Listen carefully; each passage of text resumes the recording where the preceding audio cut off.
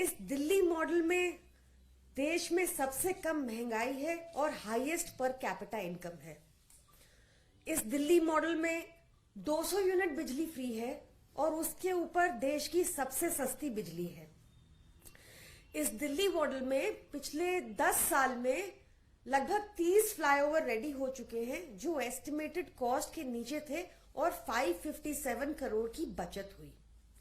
Delhi model के तहत आज देश में one of the highest charging points और charging stations EV electric vehicles के लिए है। एक बहुत प्रोग्रेसिव इलेक्ट्रिक व्हीकल पॉलिसी है जिसके तहत 17% रजिस्ट्रेशन इलेक्ट्रिक व्हीकल्स का हुआ है जो देश में हाईएस्ट है। इस दिल्ली मॉडल के अंदर अब तक 1300 इलेक्ट्रिक बसेस दिल्ली में आ चुकी हैं जो डिसेबल्ड फ्रेंडली हैं, जो देश के किसी और हिस्से में नहीं। दिल्ली मॉडल की प्राइड हमारा हेल्थ और एजुकेशन मॉडल है। दिल्ली के लोग और दिल्ली की सरकार एजुकेशन को, शिक्षा को बहुत महत्व देते हैं। विद्याधन सर्वधन प्रधानम, शिक्षा ही सबसे सर्वश्रेष्ठ धन है। ऐसे ही हमारा इनफैक्ट दिल्ली मॉडल के लिए केंद्र सरकार का अपना थिंक टैंक नीति आयोग का कहना है कि दिल्ली के सरकारी स्कूल देश के टॉप 10 स्कूल्स में इसलिए हैं क्योंकि दिल्ली के एजुकेशन, गवर्नमेंट एजुकेशन सिस्टम में एक लैंडमार्क ट्रांसफॉर्मेशन देखा गया। ऐसी ही तारीफ हमने प्रणब मुखर्जी, स्वर्गीय ex president honourable Pranab Mukherjee ji से भी दिल्ली के सरकारी स्कूलों की सुनी थी। और जब first lady Melania Trump India I थी तो उनको भी दिल्ली के सरकारी स्कूल ही देखने को भेजा गया था। ऐसा ही हमारा हेल्थ मॉडल है जिसकी हर जगह तारीफ सुनने को मिलती है। ये बात अलग है कि आजकल भाजपा हमारे हेल्थ मॉडल को अटैक कर रही है क्योंकि यहां पर बहुत सारे लोग दिल्ली के बाहर के भी आते हैं और ज्यादातर उत्तर प्रदेश के भी आते हैं और वापस जाकर हमारे हेल्थ मॉडल की तारीफ करते हैं। तो ये डाइजेस्ट कैसे होगा, इसलिए उसको अटैक करने में लगे हुए हैं आजकल।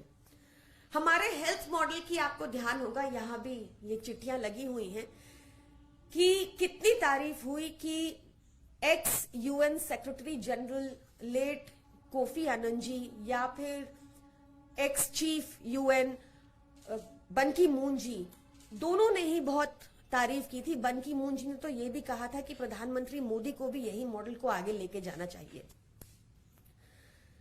दिल्ली दिल वालों की है।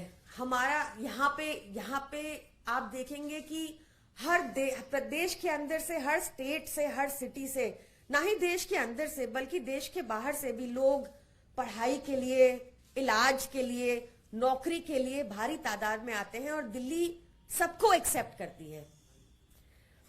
तो हमारा जो प्राइड है दिल्ली का हेल्थ और एजुकेशन मॉडल, इसी को हम रिपब्लिक डे परेड में शोकेस करना चाहते थे। यही हम दिखाना चाहते थे कि हमने कितना लैंडमार्क ट्रांसफॉर्मेशन किया है बीते कुछ सालों में दिल्ली के अंदर हेल्थ और एजुकेशन में।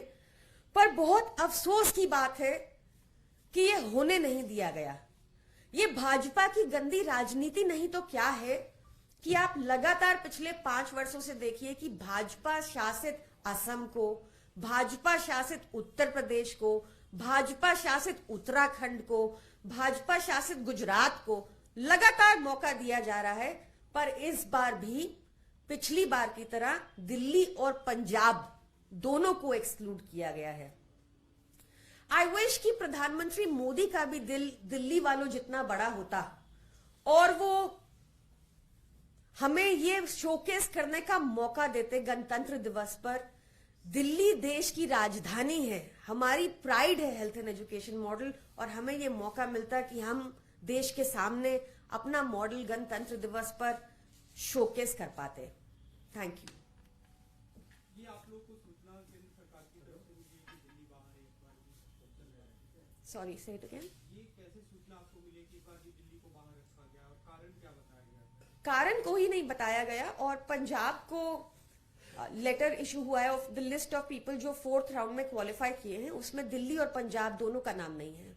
किस कारण से डिस्क्वालीफाई? कोई कारण नहीं दिया गया, राजनीति से प्रेरित कारण है साफ साफ, क्योंकि लगातार अगर भाजपा शासित राज्यों को मौका मिल रहा है तो दिल्ली सरकार को और पंजाब सरकार को 2 साल से ये मौका ना देने का मतलब सीधा हमारा मॉडल को शोकेस ना करने का ही रीजन है और कोई नहीं। मैम, एक सवाल ये है कि पहली बार ईडी की चार्जशीट में प्रियंका गांधी वाड्रा का नाम आया है।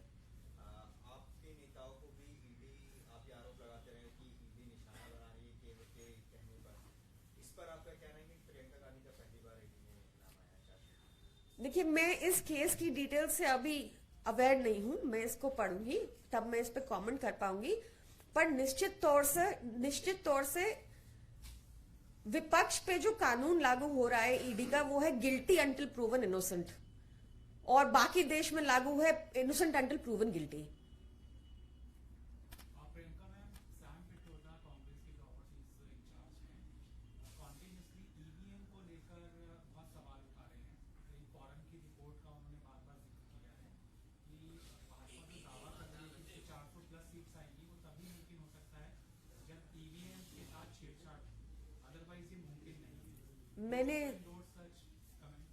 मैंने इस बयान को देखा नहीं है और आई थिंक जनता का जो भी फैसला होता है उसको मानना चाहिए।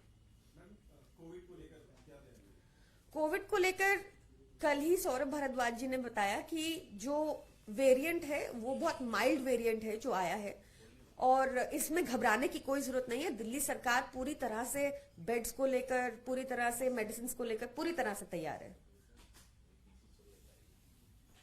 Thank you.